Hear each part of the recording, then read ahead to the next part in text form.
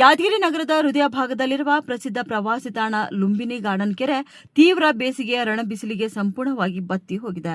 ಕೆರೆಯಲ್ಲಿ ನೀರಿನ ಮಟ್ಟ ತಳ ತಲುಪಿದ್ದರಿಂದ ಮತ್ತು ಬಿಸಿಲಿನ ತಾಪಕ್ಕೆ ನೀರು ಕಾಯ್ತಿದ್ದರಿಂದ ಆಮ್ಲಜನಕದ ಕೊರತೆ ಉಂಟಾಗಿ ಕೆರೆಯಲ್ಲಿದ್ದ ಸಾವಿರಾರು ಮೀನುಗಳು ಮೃತಪಟ್ಟಿವೆ. ಕೆರೆಯ ಸುತ್ತಲೂ ಕೂಡ ಮೀನುಗಳು ಸತ್ತು ತೇಲುತ್ತಿರುವುದರಿಂದ ಇಡೀ ಗಾರ್ಡನ್ ತುಂಬೆಲ್ಲ ತೀವ್ರ ದುರ್ವಾಸನೆ ಹರಡಿದ್ದು ಸಾರ್ವಜನಿಕರು ಹಾಗೂ ಪ್ರವಾಸಿಗರು ಈತ ಸುಳಿಯಲು ಹಿಂದೇಟು ಹಾಕ್ತಿದ್ದಾರೆ. ಈತ ಮೀನುಗಳು ಸಾವಿನಿಂದ ಮೀನುಗಾರರು ಆರ್ಥಿಕ ಸಂಕಷ್ಟಕ್ಕೆ ಸಿಲುಕಿದರೆ ಇತ ಪಕ್ಷಿಗಳಿಗೆ ಆಹಾರದ ಕೊರತೆ ಎದುರಾಗಿದೆ. ಕೂಡಲೇ ನಗರಸಭೆ ಅಧಿಕಾರಿಗಳು ಫಿಲ್ಟರ್ ಬೋರ್ಡ್ನಿಂದ ಕೆರೆಗೆ ನೀರು ಹರಿಸಿ ಪರಿಸರವನ್ನು ರಕ್ಷಿಸಬೇಕೆಂದು ಸಾರ್ವಜನಿಕರು ಒತ್ತಾಯಿಸಿದ್ದಾರೆ. ನಮ್ಮ ಹೆಸರು ಹನುಮಂತ ವಲ್ಯಪುರ ಅಂತೇಳಿ ಯಾದಗಿರಿಯ ನಿವಾಸಿಯಾಗಿದ್ದು, ಇಲ್ಲಿ ಸಾರ್ವಜನಿಕ ಲುಂಬಿನಿವನ ಈ ಯಾದಗಿರಿ ನಗರದಲ್ಲಿರುವಂಥ ಲುಂಬಿನಿವನದಲ್ಲಿ ಕೆರೆಯಲ್ಲಿ ಹೆಚ್ಚಿನ ಸಂಖ್ಯೆಯಲ್ಲಿ ಮೀನುಗಳು ಮೃತಪಟ್ಟಿದ್ದು, ಅವು ಈ ಹೆಚ್ಚಿನ ಬಿಸಿಲಿಗಾಗಿ ಮೃತಪಟ್ಟು ಇಲ್ಲಿ ನೀರಿನ ಒಂದು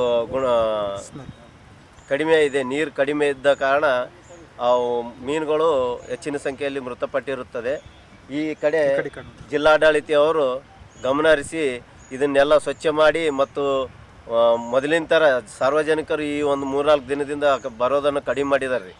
ಅದು ಮತ್ತೆ ಆ ಮೊದಲಿನ ಥರ ಸಾರ್ವಜನಿಕರು ಬರಬೇಕಾದ್ರೆ ಇಲ್ಲಿ ಅದನ್ನೆಲ್ಲ ಸ್ವಚ್ಛತೆ ಮಾಡಿ ಇಲ್ಲಿ ಬರುವಂಥ ವಾಸನೆಯನ್ನು ದುರ್ವಾಸನೆಯನ್ನು ಇದು ತೊಲಗಿಸಿ ಒಂದು ಒಳ್ಳೆ ಸ್ವಚ್ಛ ಮಾಡಿ ಇದಕ್ಕೆ ಮತ್ತೆ ಮುಂದೆ ಯಾವ ಥರ ಇತ್ತು ಅದೇ ರೀತಿ ಒಂದು ಲುಂಬಿನಿ ಗಾರ್ಡನ್ದಲ್ಲಿ ಅಂಬೇಡ್ಕರ್ ನಗರ ಹತ್ತಿರ ಲುಂಬಿನಿ ಗಾರ್ಡನ್ದಲ್ಲಿ ಈ ಬಿಸಿಲಿ ಹೆಚ್ಚಾಗಿ ಗರಂ ನೀರಾಗಿ ಮೀನುಗಳು ಸಾವಿರಾರು ಸಂಖ್ಯೆ ಮೀನುಗಳು ಸತ್ತಾವೆ.